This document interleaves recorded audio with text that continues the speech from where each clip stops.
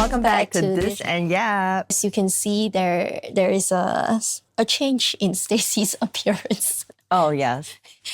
So, trigger warning. Okay. Yes, trigger warning. Do not zoom in. You want to tell them Or zoom in if you like. what's going on? Yeah. So I got an upper breath last week. So like upper eyelid surgery. Yeah. I got it done by Dr. Sam Hua at Allure, and I'm really, really happy with the results. I think today's like day 5. Day 5. And I think I'm healing pretty well. I think a little bit is covered with the plaster, the tape. But if not, you can see the stitches are pretty clean and it's really not so swollen anymore. Yeah, the technique used nowadays is like, he calls it the invisible sutures. It's inside. Oh. You see, you cannot even see your suture. You can barely see it. But it's actually, if I come really close enough, I can see the tiny, tiny thin line. Yeah. Right? Yeah, I can only see it when it's on the ends. Yeah. When you actually take it out and tie the knot. But on the line itself, it's not really there. You'll get what I mean when you take out your tape. Okay. You don't see the start and the middle. You only see the end hanging out. Okay. Well, Michelle got it done there as well. And that's where I got my recommendation from because it looks so good on her. Yeah, because this girl was like telling me she wants to go to a random island 2 hours outside of Bangkok or something to do her eyes. And I'm just like, huh? No. Yeah, because I've been always thinking about like toying with the idea, like especially as you get older, your eyelids get a little saggier, like the skin just gets longer, and my eyelids got more and more hooded. Yeah. It wasn't that hooded to begin with, and like I think I mentioned the last episode that I got DST done to even out my eyelids. DST is the non-incisional method, by the way. It's the stitching method. So they don't take off any skin, they don't cut you. Yeah. But they leave the stitches in there. Yes. So they leave the suture in there. They basically like twist it and create some tension so that you get a double eyelid.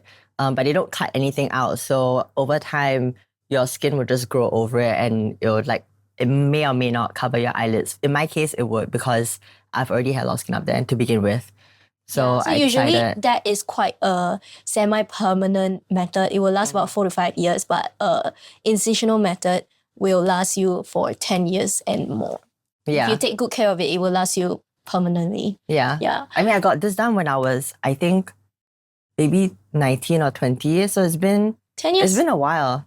Yeah. Oh, yeah. It actually lasted quite well. I have some friends who did the stitching method, and it only lasted them for like 5 years. But in case you're wondering, upper blepharoplasty is not just for cosmetic purposes. It's actually also for people with ptosis. If you don't know what is ptosis, it's like where the muscle in your eyelid is not that tight anymore, and it kind of like hangs in front of your pupil, affecting your vision as a result. In this case, you can claim your upper blepharoplasty via insurance if you get it like certified by a ophthalmologist. I don't know if I pronounce it correctly. Ophthalmologist? Yeah. So it was pretty cool. I still remember back then when I did it. I think I did it in 2022 or 2021. I don't know. And this is the final results. Okay, so I walked Stacey through the entire process, and I'm glad that she felt confident enough to go ahead with my doctor, because I feel that, right, there are a lot of, sometimes recently I did a review video 3 years post-surgery for my clinic, because I just think that videos explain results so much better. And when you research about plastic surgery, you normally only see the results right after the surgery. Yeah. But honestly, what doesn't look good right after the surgery? It has to look good, right? Yeah. You get what I mean, when it's fresh and done. But we want to see how the results wears over time, And sometimes it's not supposed to look good after. Like sometimes if it does look good after the surgery, it's not going to look good in the long term. Like when it comes to nose jobs, your nose is not supposed to be perfect right after you get your nose job done. So like all those videos you see on TikTok where they do like the transition into the nose and the nose looks perfect, like that's not someone you actually want to go to. Because you're supposed to like heal and de-swell, like kind of grow into it. If it looks perfect right after, like over time, it's going to look strange. Yeah, the entire healing process for a nose job is a year, to be honest. Upper blepharoplasty, I would say 2 months. Yeah, 2 to 4 months, depending on how fast you heal. But honestly, at the end of the first year, during the first year post-surgery, you will get better and better. It's increasing. Actually, after surgery, you really look good. I thought that I looked good. And then like progressively, it was like, it became better and better and better. And then when I look back at my pictures, I was like, oh my God, how can I think that I look good? I know she was saying like, oh my God, I felt so pretty like right after the surgery. And I was looking at myself and really, I look like I just got punched in the face, but okay. Yeah, everyone is different. She had a bit of swelling in her eyelid. We can like include a picture here for you. Then this is mine. That good surgeons should be celebrated. And this is something to do with someone's face. And I just happen to be a very happy customer. So I want to spread the word. And eyes are very, very delicate. Yeah, like windows to your soul, really like, you know, it's the first thing that people look at. One of the first few things. Yeah, I think your nose and your eyes make the most difference on your face. If you're going to do anything, like those two things that are the most different. Like upper left, not a huge difference. But if you're going to cut the insides or the outsides to change the shape of your eyes, that's going to change a lot. That wasn't really something that I was into because the healing process is insane. And also I don't have that big of a problem. Do you ask him about it? With how I look? No, I didn't. Yeah, that was really a drastic change. I would say upper left. You're just enhancing how you look. You just look like you have bigger eyes and you're you more slept weight. more. Yeah, you're just more weight. Yeah, honestly, that's all. Everything just lifted. Plus, because Stacey has like tiny space between her eye frame and her brow, she couldn't take away that much skin to create that much of a big difference. So it's good. She's just gonna look like a better enhanced version of her, like more awake. That's what I wanted. Like I didn't want to look completely different. I literally show him and all the other doctors that I go to like a picture of me with a filter on. Like I'm not gone are the days. I'm not showing anyone like celebrities photos or anyone else's. I'm showing him a picture of myself. Like I want to look like me. The queen is herself. But the inspiration is herself. The inspo is me with a filter on. Like, that's who I want to look like. I want to look like that. And then I think it's good that I did it now as opposed to in a few years' time or even 10 years' time when I need it. And it's going to be harder for me to recover. I'd rather do like preventative than have to solve a problem when it comes up. You know what I mean? Now it's going to be a lot faster to recover. Like now, 4 days and the swelling's all gone down. I don't know how my body's going to heal when I'm 40, you know? And I don't want to have ptosis and then have to do it. Yeah. Don't wait till it's too late. Like, I'd rather cut the skin now and like look good when I can enjoy life. When you're still young and like, you know. So we thought that we wanted to share with you the positive experience. But I think Stacey will continue to update us along the way. We'll get to see how her eyes look like. Today is just day 5. Yeah. So I'm removing it all tomorrow. And then a week after I'll go in for like a last checkup. I mean, if you know me in real life or you talk to me in real life, you know I'm all about this. I'll tell you anything, everything. I don't hide anything. Yeah. Like, go do it. It's the best decision of my life. Do you think that public figures, especially like celebrities and influencers, they should always declare whatever surgeries that they had? I don't know about declare because maybe it's not fitting with their personal brand or they don't want to seem like they're encouraging people to do it, especially if they have a younger audience, like teenage girls or anything. But I think if people ask you, like, don't lie. But if you get asked about it or there are rumors or anything, don't say no. You know, the whole era of Kylie saying that she didn't have any lip fillers. I mean, come on. I was old enough to be able to discern and tell the difference, but I'm sure a lot of teen girls that were following her like really believed that and were just judging themselves and like, why don't I have lips like that? Or like, why don't I look like that? I'm like, because you just didn't pay someone, that's all. It's no other reason.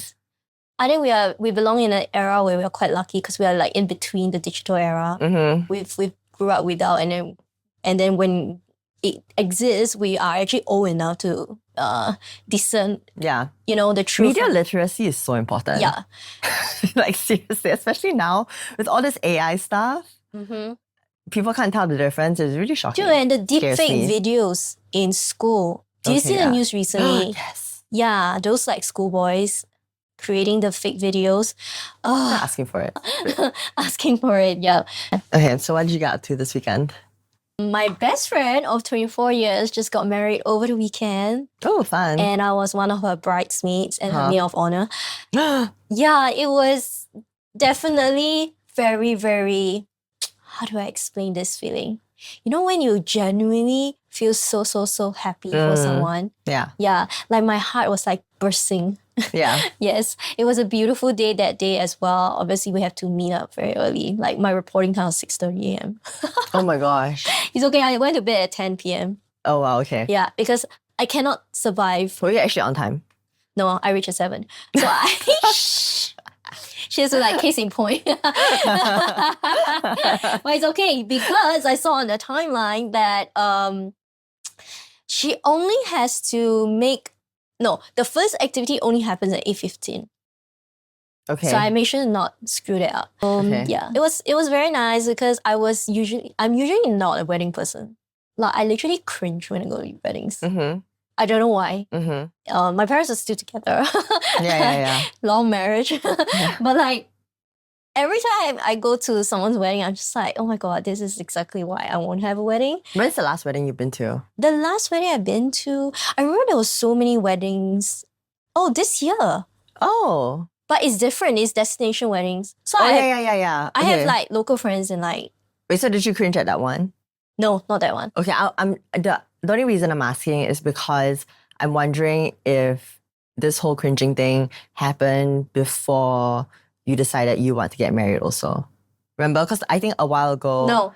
Okay. No, that's a good question. But it's just like, I just find like the whole thing, I don't understand why it's so repetitive. Like everything is so like predictable. I think I still love attending weddings because I think it has proven when I attended destination weddings where the order of things are so much more different. Right. You know, even the way the host, the MC host, the script is totally different. But I feel like when you go to a local wedding, it's like always following the same script over and over again. Same ballroom. It's like first marching, second marching, Yeah. champagne, the yam sing, you know? Yeah. But for her, I guess, I don't know, maybe I'm biased because she's like, and I never ever participate in yam sing. Mm-hmm. I never. But hers is the first time that I wholeheartedly scream my lungs out. Oh, gosh. Yeah.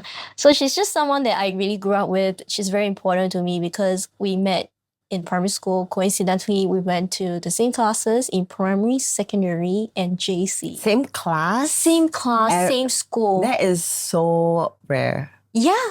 That's why I have to point this out. Yeah, it's so rare. So it's so funny, right? When we went to secondary school, we're like, hey, you again.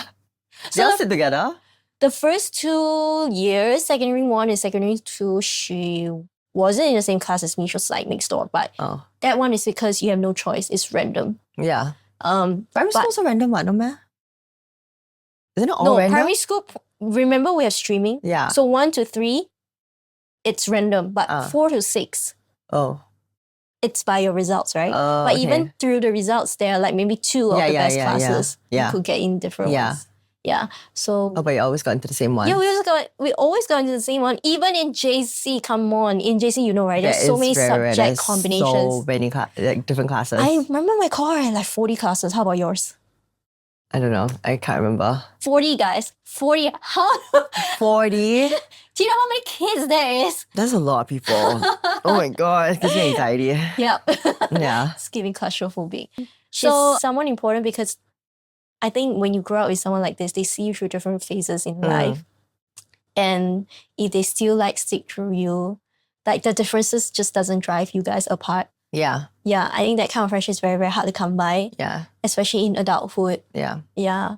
And like they see all your versions, like your worst cringy versions. Like you look back now and you're like, you know how they always have a video played during the dinner? Yeah. Yeah. And then I think everybody was like just shocked at like how young we met. So you see like from kids this tall to like adults. Yeah. Yeah. And then like, I think it's just not easy because I chose content creation as a career as well. And I think when I chose content creation, I can see like how friends and family behaved.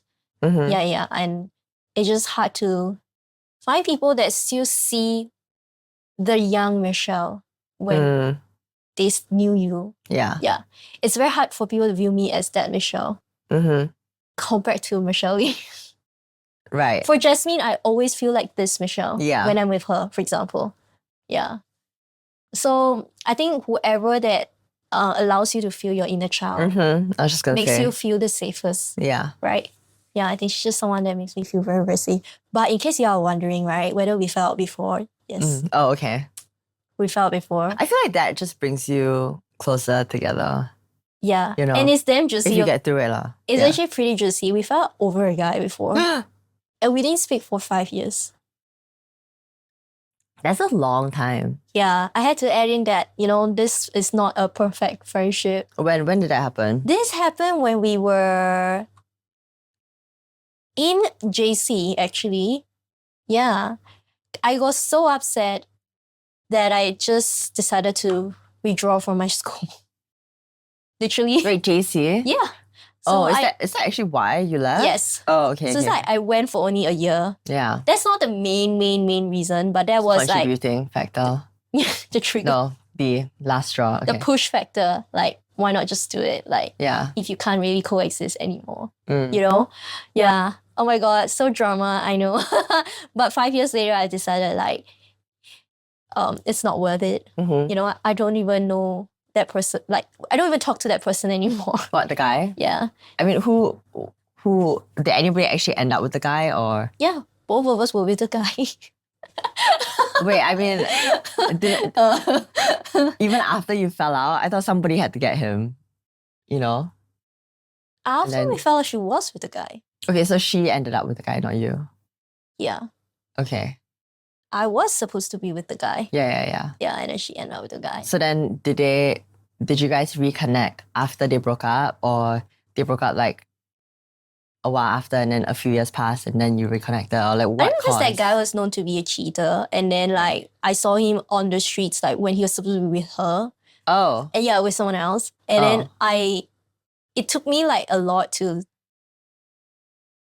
go for it and tell her like, hey, I saw this, because I'm not too sure if she'll believe me because we are no longer friends, right? Yeah. Firstly, and secondly, But how do you know you're still together, like after 5 years? everything's on Facebook, dear. Oh, right. In a relationship with. Exactly. Yeah, even though we were no longer in the same school, we still went to the same dance school. So I actually still see them around. Oh. Yeah. So Okay. yeah, difficult period, but we managed to overcome that, I guess. I don't know. I need to think back, like 17-year-old Michelle, what was she thinking? Like what made her want to like, what made her learn about forgive and forget, and like women shouldn't fall out each other over men. Yeah. Oh my gosh, so not worth it. That's like the last thing that's... Exactly. So I'm so glad that I decided to, just move on with her, because she's way more important than any guys. Yeah. And it turned out to be the most beautiful and right decision ever. Yeah. Yeah. We have a friendship that I will cherish very much till the day I die. That's good. And now she's with her... The love of her life. Yeah. Yeah, she didn't have the smoothest Dating history. life. Mhm. Yeah. So when I first met her husband, I told her, I was like, 可以嘞。可以。Yeah. It was like unanimous vote, like, please. Oh, that's nice. Yeah, so they've been together 6 years and they got happily married ever after. Wow, 6 years is such a long time. 6 years is such a long time, I know. And then when people tell me you've been together with your boyfriend 10 years, I'll be like, that's not a long time. Yeah. Does it really feel like it? It doesn't really feel like it while you're in it. And then when you look back, you're like, wow, it's been 10 years. When you look back at the pictures, you're like, wow, you've really been through shit with me. Yeah. Yeah. I really hope that everyone finds a friendship like this. Mm-hmm. Like I don't know how young our audience is going to be. Yeah. But if it's still not too late, honestly, the most important things in life is friendships. Like the relationships you have with your loved ones. Mm-hmm. I used to be such a workaholic. Like I would sacrifice everything just for work to like make more money. Then I think like when I entered my 30s, it's when I realized. Dude, that was just like a year ago. Don't talk. Aren't you 31? In a few months' time, I'm 32, by the way. Okay, but this Like year you're still less 31. than half a year. Okay, but... Let us sink in. So like it's in like, my 30s, like you're 40 already, no, but maybe you're like not. maybe like late 20s. Yeah. Yeah, that late 20s gap when you start to, I feel like 27 onwards is when you're like prefrontal lobe develops. Yeah, after and suddenly 25. you wake up one day and you're like, oh my Click. God, priorities. Yeah. Yeah. get your life together. Yeah, suddenly things just start making sense. I'm not a planner, by the way, guys. I'm not a planner. I just let life flow, to be honest. Yeah, and she's not. if this thing, there you go. She's still not Oh my god, my legs are numb. Okay, like honestly, if you just if someone like me can just let life flow and it can still click in me, I think it's a very natural process. You know, yeah, to just start to like cherish, see what's really important, especially in my current industry where it's an endless chase. Not just my industry, Yeah. I think every industry. Yeah. That's one thing that I realized. The hustle is like really real here. Like being back in Singapore, but whatever industry, even in content creation, people just work hard at it over here. I don't know how to explain. Like, you don't.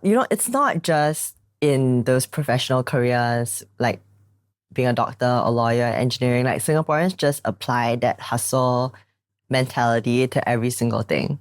Like even with content creation, you see people at every event, like taking quality content, like posting reels on their stories, or like making stories like reels, like so much effort, Thank you.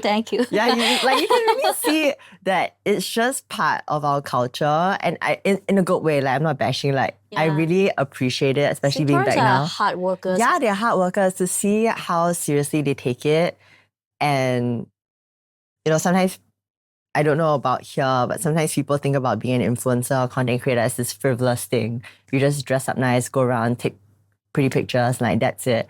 But it's not. And yeah, anyone can do that. You must remember that. How do you make a living out of that? How do you sustain that? Yeah. That's the most important thing. Yeah, and the content creators here really take it seriously. I can see the quality of work. Yeah, absolutely. So much hard work. I'm motivated just looking at everyone working so hard. Yeah. Sometimes when I go, I mean, some people have a following for different reasons, but there are people who have bigger followings who put in less effort. Like, let me just say that.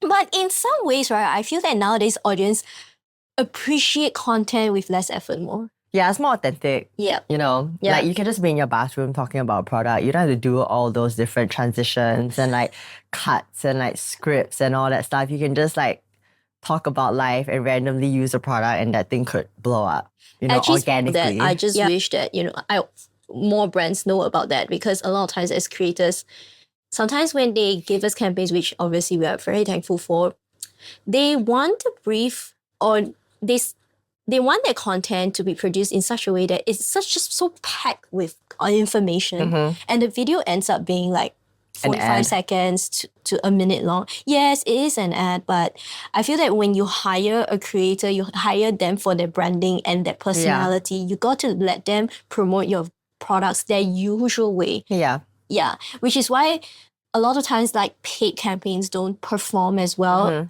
And it becomes very stressful for both sides. Because you have to do it in your own style. You have to be confident enough to let the creator lead the creative direction. And everyone just has their own way of producing videos. If the creator does it some way that's out of their style, their normal audience will just swipe away, because like that's not what I'm following you for. Exactly. And I think the brands sometimes approach influencer ads the same way they approach commercial ads that used to be on TV. But it's different. Last time ads on TV, you cannot swipe up. Like you have to finish watching it because I want to watch my show. Yeah, or like YouTube ads, yeah. Yeah, so it can be 45 seconds long or a minute long, because I have to sit there and wait for my show to come back on. Yeah, for that, okay, you control the content, fine. Yeah, but on social media, you get to swipe away. So if I'm not interested in 5 seconds, I'm moving on to the next one. I don't have to sit through the 45 seconds. Yeah, and then that's hours and hours of effort gone. Yeah. People swiping away at 1 second. Yeah. You have 1 second to prove that I should watch your content. Yeah. So I think that is the struggle. Like, I hope that, I think Singapore has so much potential, our market. Yeah. We really have so much. We just need to let go of that controlling factor. Yeah. Just like seeing everyone's work ethic and attitude, and just very good attitude. Yeah, towards anything that we do in general is just very inspiring, and I think everyone would do really well. It's just unfortunate to see maybe we're a little bit behind in creative direction, or like the idea of what really does work on social media. But yeah, I mean, I'm excited to see how the content creation evolves. Yeah, I feel like we're really catching up. Last time I was here, I had a long time ago, like 10 years. It wasn't a thing. It was just like a few of us. But now I feel like with the Gen Zs entering the industry, yeah, you get to see some changes. You know, also now some of them are my client. Yeah. Like they handle me. Yeah. Yeah. So you can tell that they are a bit like more chill when it comes to like, what I was talking about. Yeah, she got made fun of the internet for dancing terribly and everyone bullied her into dancing better. So now she's a great dancer. Oh my God, I wouldn't be able to tell. Sometimes bullying works. Not that we encourage it. No. Please don't. But I would really love to attend a Zhou Lun's concert. Who's that?